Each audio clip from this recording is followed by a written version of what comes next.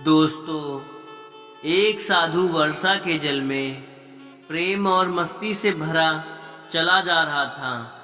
इस दौरान उसने एक मिठाई की दुकान को देखा, जहां एक कढ़ाई में गरम दूध उबाला जा रहा था। तो मौसम के हिसाब से दूसरी कढ़ाई में गर्मा गर्म जलेबियां तैयार हो रही थी। साधु कुछ क्षणों के लिए वहां रुक गया। शायद भूख का एहसास हो रहा था या मौसम का असर था। साधु हलवाई को बड़े गौर से देखने लगा। साधु कुछ खाना चाहता था, लेकिन जेब भी नहीं थी, तो पैसे भला कहाँ से होते। साधु कुछ पल हाथ सेकने के बाद चला ही जाना चाहता था कि नेक दिल हलवाई से रहा न गया और एक प्याला गरम दूध और कुछ जलेबियां साधु को दे दी। मलंग ने गरम जलेबियां गरम दूध के साथ खाई और फिर हाथों को ऊपर की ओर उठाकर हलवाई के लिए प्रार्थना की और आगे चल दिया। साधु बाबा का पेट भर चुका था। दुनिया के दुखों से बेपरवाह वो फिर एक नए जोश से बारिश के गंदले पानी में छींटे उड़ाता चला जा रहा था। यह इस बात से बेखबर था कि एक युवा नवविवाहित जोड़ा भी वर्षा के जल से बचता बचाता उसके पीछे चला आ रहा है। एक बार इस मस्त साधु ने बारिश के गंदले पानी में जोर से लात मारी। बारिश का पानी उड़ता हुआ सीधा पीछे आने वाली युवती के कपड़ों को भिगो गया और उस औरत के कीमती कपड़े कीचड़ से लथपथ हो गए।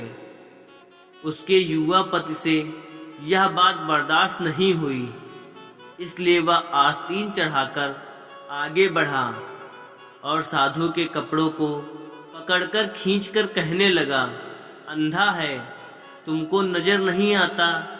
तेरी हरकत की वजह से मेरी पत्नी के कपड़े गीले हो गए हैं और कीचड़ से भर गए हैं। साधु हक्का बक्का सा खड़ा था, जबकि इस युवा को साधु का चुप रहना नाखुशगवार गुजर रहा था। महिला ने आगे बढ़कर युवा के हाथों से साधु को छुड़ाना भी चाहा, लेकिन युवा की आंखों से निकलती नफरत की चिंगारी देख वह भी पीछे खिसकने पर मजबूर हो गई। राह चलते राहगीर भी उदासीनता से यह सब दृश्य देख रहे थे, लेकिन युवा के गुस्से को देखकर किसी में हिम्मत नहीं हुई कि उसे रोक पाते और आखिर जवानी के नशे में चूर इस युवक ने एक जोरदार थप्पड़ साधु के चेहरे पर जड़ दिया। बूढ़ा मलंग थप्पड़ की ताब न झेलता हुआ लड़खड़ाता हुआ कीचड़ में जा गिरा। युवक ने जब साधु को नीचे गिरता देखा तो मुस्कुराते हुए वहां से चल दिया। बूढ़े साधु ने आकाश की ओर देखा और उसके होठों से निकला, वाह मेरे भगवान, कभी गरम दूध जलेबियां और कभी गरम थप्पड़, लेकिन तू अगर चाहे मुझे भी वही पसंद है। यह कहता हुआ वह एक बार फिर अपने रास्ते पर चल दिया। दूसरी ओर वह युवा जोड़ा अपनी मस्ती को समर्पित अपनी मंजिल की ओर अग्रसर हो गया। थोड़ी ही दूर चलने के बाद वे एक मकान के सामने पहुंचकर रुक गए। वे अपने घर पहुंच गए थे। युवा अपनी जेब से चाबी निकालकर अपनी पत्नी से हंसी मजाक करते हुए ऊपर घर की सीढ़ियां तय कर रहा था। बारिश के कारण सीढ़ियों पर फिसलन हो गई थी। अचानक युवा का पैर फिसल गया और वह सीढ़ियों से नीचे गिरने लगा। महिला ने शोर मचाकर लोगों का ध्यान पथ की ओर आकर्षित करने लगी, जिसकी वजह से उसके संबंधी और दूसरे लोग तत्काल सहायता के लिए युवक की ओर लपके और अस्पताल ले गए।